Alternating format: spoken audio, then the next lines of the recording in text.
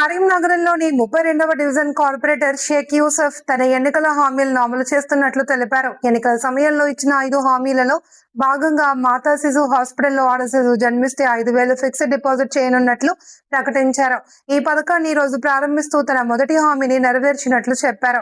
అదేవిధంగా డివిజన్ పరిధిలోని పేద ఆడపిల్లల పెళ్లిలకు సెహేరా మరియు 2,000 ఆర్థిక సహాయం అందిస్తానని, ఈ నెల 27, 30 తేదీలలో పాటు ఏప్రిల్ 4న జరిగే పెళ్లిలకు సహాయం అందించనున్నట్లు పేర్కొన్నారు.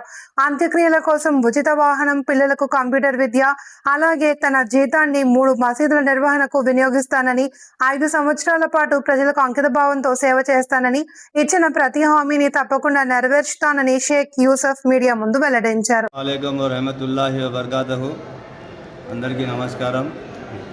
నా పేరు Shaik Yusuf, 32 division corporator, BRS party senior నాయకుడిని.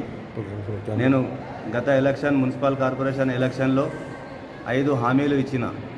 నేను ఎలక్షన్లో గెలిస్తే మా డివిజన్కి సంబంధించిన వాళ్ళకి 5 హామీలు ఇస్తా అని, నేను గ్యారంటీలు ఇస్తా అని హామీ ఇచ్చి ఈరోజు మాతా శిశు హాస్పిటల్లో ఆడబిడ్డకు బిడ్డ పుడితే 5,000 రూపాయలు ఫిక్స్డ్ డిపాజిట్ చేస్తా అని నేను హామీ ఇచ్చిన. ఇది మొదటి కాన్పు మా డివిజన్లో, 32 డివిజన్లో.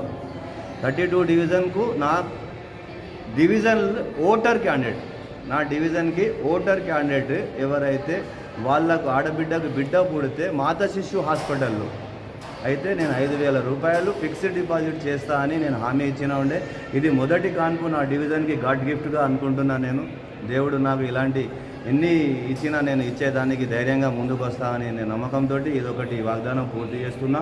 రెండవది, ఈ నెల 27వ తారీఖు నాడు మరియు 30 తారీఖు నాడు ఒక ఆడబిడ్డ పెళ్లికి మా దాంట్లో పూల సెహరా అని చెప్తారు. ఆ సెహరా ఇచ్చుకుంటా 2,000 రూపాయలుగా ఆ ఆడబిడ్డకి కట్నంగా 2,000 రూపాయలు ఇస్తానని నేను వాగ్దానం చేసిన. ఇది ఈ నెల నుండి నేను అమల్లోకి తీసుకొస్తున్నా. ఇప్పటికీ 3 నా దగ్గర బుక్ అయి ఉన్నాయి. 27వ తారీఖు నాడు, 30వ తారీఖు నాడు, రాబోయే నెల ఏప్రిల్ నెల 4వ తారీఖు నాడు ఈ 3 మా డివిజన్కి సంబంధించిన ఆడబిడ్డ పెళ్ళిళ్ళు ఉన్నాయి. నేను వాటికి కూడా నెరవేరుస్తా.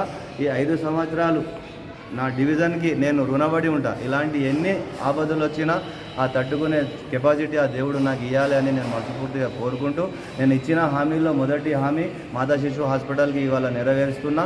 రెండవది, పెళ్లిళ్ళకు సెహరా 2,000 రూపాయలు ఇవ్వబోతున్నా. మూడవది, చిన్న పిల్లలకు అంటే స్కూల్ చదువుకునే పిల్లలకు కంప్యూటర్ శిక్షణ ఇస్తా అని నేను హామీ ఇచ్చిన. ఖచ్చితంగా అది నెరవేరుస్తా. కొంచెం సమయం పట్టచ్చు, ఖచ్చితంగా నేను దానికి నెరవేరుస్తా.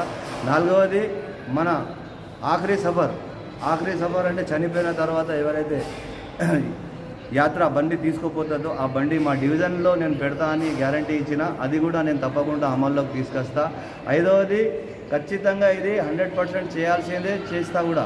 ఇదేంటంటే చేస్తామని చెప్పి వెళ్ళిపోయేది కాదు. నా పిల్లలకు, చదువుకునే పిల్లలకు కంప్యూటర్ శిక్షణ, ఎడ్యుకేషన్ కంప్యూటర్ శిక్షణ కంపల్సరీ ఇస్తా, కంపల్సరీ చేస్తా. కాకపోతే కొంచెం అటు ఇటు అవుతుంది, ఎందుకంటే చెప్పంగానే చేసుడు అన్నది మాత్రం ఎట్లా కలవది.